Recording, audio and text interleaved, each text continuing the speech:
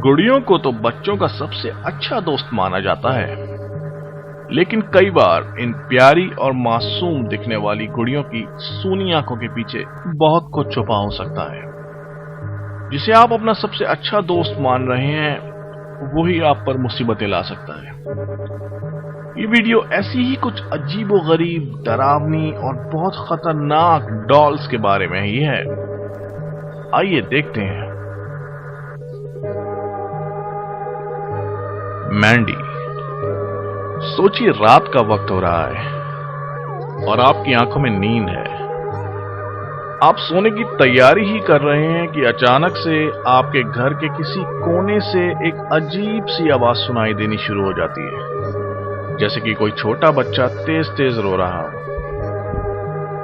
ठीक ऐसा ही कुछ होता था उस घर में जहां एक 100 साल पुरानी गुड़िया का वास था, जिसका नाम था मैंडी। हर रात को मैंडी की मालकिन को अपने घर के बेसमेंट से एक छोटे बच्चे के रोने की तेज आवाज आती थी, और जब वो वहां जाकर देखती थीं तो वहां कुछ पुराने सामान के अलावा बस मैंडी ही मौजूद होती थी, और एक खिड़की हमेशा खुली मिलती थी। इस सब से परेशान होकर मैंडी की मालकिन ने मैंडी को कनाडा के ब्रिटिश कोलंबिया के क्वेंसल एंड डिस्ट्रिक्ट म्यूजियम को डोनेट कर दिया, और मैंडी के उस घर से जाते ही वो रोने की आवाजें भी मैंडी के साथ जा चुकी थी। जबकि मैंडी की मालकिन ने म्यूजियम वालों को ऐसा किसी रोने की आवाजों के बारे में नहीं बताया था, पर मैंडी ने म्यूजियम पहुंचते ही अपना काम शुरू कर दिया था। मैंडी के म्यूजियम पहुंचते ही वहां की चीजें गायब होने लगी थी, यानी कि ज्यादातर चीजें अपनी जगह पर नहीं मिल रही थी। म्यूजियम के स्टाफ ने यह भी कहा और शिकायत करी कि उनका लंच फ्रिज में से गायब हो जाता है और टेबल्स की ड्रॉअर में ठुसा हुआ मिलता है। कई लोगों का यह कहना था कि ऑफिस की चीजें जैसे पेन, पेपर्स, फोटोग्राफ्स अपनी जगह से गायब होने लगे थे। ऐसा लगता था कि कोई छोटा बच्चा शरारत कर रहा हो। अब म्यूजियम में आने वाले विजिटर्स का भी ये कहना है कि मैंडी की आंखें आपको हर तरफ देखती हैं जब आप उसके आसपास होते हैं तो और कई विजिटर्स ने यह भी महसूस किया है कि मैंडी अपनी पोजीशन भी बदलती है, यानी आपकी नजर दोबारा मैंडी पर पड़ी तो उसकी पोजीशन कुछ और ही होगी। एक बार मैंडी को म्यूजियम की और गुड़ियों के साथ रख दिया गया था, पर अकेला छोड़ने पर जब गुड़ियों को नुकसान हुआ तो मैंडी को वापस अलग चेंबर में रख दिया गया। मैंडी अब भी इस म्यूजियम का मेन अट्रैक्शन है और दुनिया भर से लोग उसको देखने आते हैं। लेकिन अगर आप मैंडी को कुछ खास पसंद नहीं है तो हो सकता है मैंडी की फोटो लेते वक्त आपका कैमरा ही खराब हो जाए, क्योंकि ऐसा बहुत से विजिटर्स के साथ हो चुका है। तो दोस्तों, आपको कैसा लगता है मैंडी के बारे में? डरावनी? हाँ, बिल्कुल। या फिर खतरनाक? शायद थोड़ी बहुत। एनाबेल। ये बात 1970 की है, जब एक मां ने अपनी बेटी डोना के लिए एक एंटीक शॉप से उसके बर्थडे पर एक गुड़िया खरीदी। हालांकि डोना नर्सिंग स्कूल से अपना ग्रेजुएशन पूरा करने वाली थी, पर उसे यह तोहफा बहुत पसंद आया। डोना फौरन इस गुड़िया को अपने अपार्टमेंट में ले गई, जहां वो अपनी रूममेट एंजी के साथ रहती थी। ज्यादातर डोना अपनी डॉल को अपने बेड पे ही रखती थी। कुछ टाइम बाद डोना को यह महसूस होने लगा कि ये डॉल अपनी पोजीशन बदलती है, यानी कि जिस पोजीशन में वो डॉल को छोड़ के जाती थी, वापस आने पर वो इस पोजीशन में नहीं मिलती थी। पहले तो डोना और एंजी को ये लगा कि शायद बेड हिल गया हो, इसलिए डॉल की पोजीशन चेंज हो गई है। लेकिन ये सब बहुत आगे बढ़ गया जब डॉल उस रूम में ही नहीं थी जिसमें डोना उसको छोड़ के गई थी। और जब डॉल को ढूंढा गया तो वो दूसरे कमरे में मिली। वहां वो पैर पे पैर रख के बैठी हुई थी। एक दिन तो हद ही हो गई जब डोना और एंजी घर लौट रही थी तो उन्होंने देखा कि डॉल एक कुर्सी पर झुकी हुई सी खड़ी है। ऐसा लग रहा था कि वो कुछ काम कर रही हो और डोना और एंजी के आते ही उसी पोजीशन में रह गई हो। उसके साथ एक नया खेल शुरू हुआ जब पूरे अपार्टमेंट में कागज पर लिखे छोटे छोटे नोट्स मिलने लगे जिन पर लिखा था हेल्प अस, हेल्प अस। अब कुछ दिन बाद एक दिन डॉल में से खून निकलता देखकर डोना और एंजी घबरा गईं और उन्होंने एक पैरानॉर्मल इन्वेस्टिगेटर को बुलाया। उस पैरानॉर्मल इन्वेस्टिगेटर ने बताया कि एक बच्ची, इसका नाम एनाबेल था, इस अपार्टमेंट में रहा करती थी और उसकी मौत इसी अपार्टमेंट में हुई थी। अब उसी की आत्मा इस डॉल से ये सारे काम करवा रही है।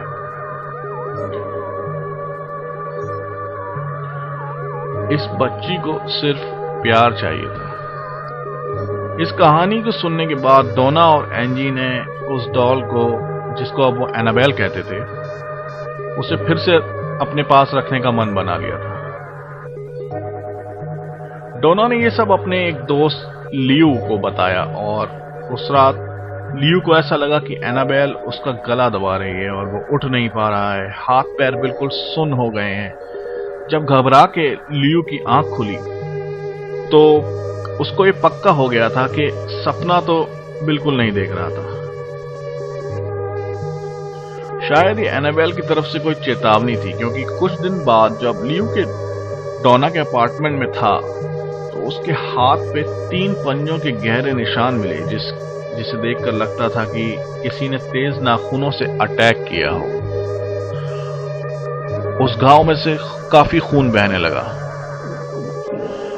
इस सब के बाद लियू के कहने पे डोना ने वर्ल्ड फेमस डिमोनोलॉजिस्ट को घर बुलाया। ये दोनों पति और पत्नी इस काम के लिए काफी मशहूर थे, जिनका नाम एड और लॉरेन वैरन था।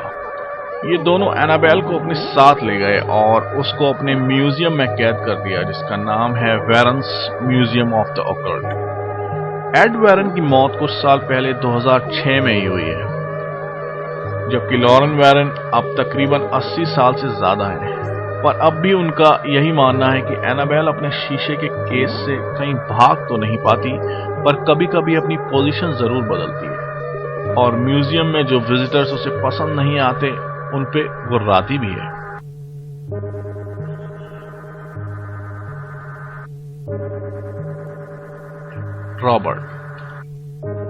रॉबर्ट यूजीन ओटो को प्यार से जीन भी कहते थे।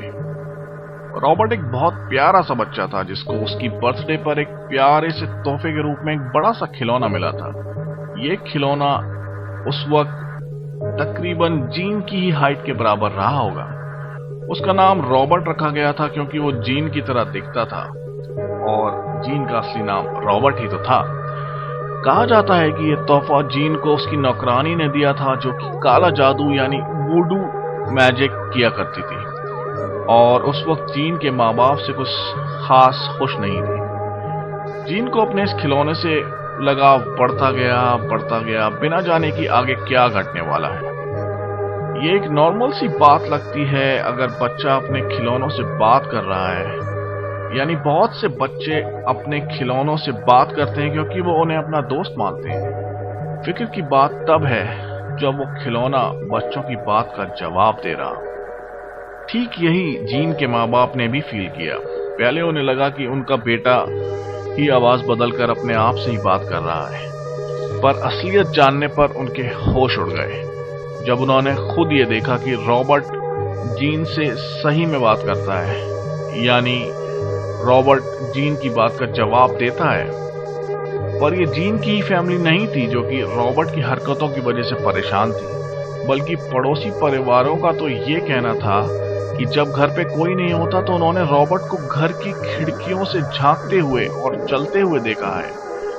अब जैसे जैसे वक्त बढ़ता जा रहा था वैसे वैसे रॉबर्ट की हरकतें भी बढ़ रही थी। अब हाल ये हो गया था कि जीन और पूरी फैमिली ने खुद रॉबर्ट को एक कमरे से दूसरे कमरे की तरफ भागते हुए देखा था। अब रॉबर्ट घर में छोटी मोटी चीजें तोड़ता फोड़ता रहता था और नाम जीन का ही लगता था। वक्त गुजरता गया और जीन जवान हो गया और एक आर्टिस्ट बन गया, लेकिन अब भी जीन रॉबर्ट को अपने साथ ही रखता था। पूरी जिंदगी रॉबर्ट जीन के साथ रहा, जब तक कि फाइनली 1974 में जीन का निधन नहीं हो गया। जीन के बाद 1974 में ही एक दूसरी फैमिली उस घर में रहने आई और फिर उस फैमिली के साथ भी कुछ अजीब घटनाएं घटी, जिनका जिम्मेदार रॉबर्ट ही था। और जब रॉबर्ट ने इस परिवार की एक छोटी बच्ची का गला दबाने की कोशिश करी तो रॉबर्ट को एक म्यूजियम को डोनेट कर दिया गया। फ्लोरिडा के Key West and historical society museum ने रॉबर्ट को एक बड़े से शीशे के चैम्बर में डिस्प्ले में रखा हुआ है। रॉबर्ट को देखने काफी विजिटर्स पूरी दुनिया से रोज आते हैं, लेकिन रॉबर्ट को इलेक्ट्रॉनिक चीजें कुछ खास पसंद नहीं है। ये इससे पता चलता है कि ज्यादातर रॉबर्ट के आसपास लोगों के फोन और कैमरा खराब हो जाते हैं। यानी ऐसा तब ज्यादा होता है जब आपने फोटो लेने से पहले रॉबर्ट की परमिशन नहीं ली या फिर फोन पे बात करने से पहले रॉबर्ट से नहीं पूछा। रॉबर्ट के चैम्बर के पीछे वाली दीवार पे विजिटर्स द्वारा लिखे हुए कई माफीनामे चिपके हैं, जिनमें उन्होंने रॉबर्ट की परमिशन के बिना फोन पे बात करना या फिर फोटो खींचने पर रॉबर्ट से माफी मांगी है। विजिटर्स का ये मानना है कि परमिशन ना लेने पर उस वक्त से उनका बैड लक शुरू हो गया, यानी उनके साथ कुछ अजीब घटनाएं घटनी शुरू हो गई हैं। और विजिटर्स का सोचना भी सही है, उन्हें कम से कम रॉबर्ट से पूछना तो चाहिए कि क्या मैं आपके साथ एक सेल्फी ले सकता हूं सर। तो दोस्तों, इस बात का ध्यान जरूर रखें कि आप खिलौने कहां से खरीद रहे हैं, क्योंकि गलती करने पर यही खिलौने कहीं आपका ही खेल ना बना दें। तो दोस्तों, अगर आपको ये वीडियो पसंद आया हो तो इसे लाइक और शेयर ज़रूर करें और मेरे चैनल को सब्सक्राइब करें। मैं बहुत जल्द फिर हाजिर होऊंगा एक नए और बहुत इंटरेस्टिंग वीडियो के साथ। अपना ख्याल रखें और दुआओं में याद रखें। जल्द मिलते हैं। Bye bye.